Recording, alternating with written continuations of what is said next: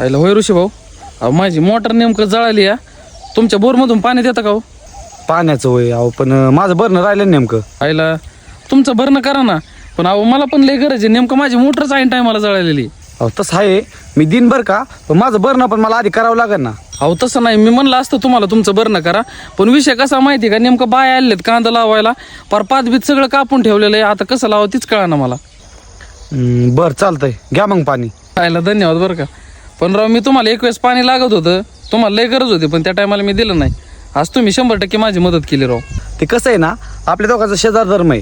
त्या दिवशी तुम्ही मला मदत केली नव्हती आणि आज जर मी तुम्हाला मदत नाही केली, मग तुमच्या तर माझ्यात फरकच काय सांगा ना तुम्ही.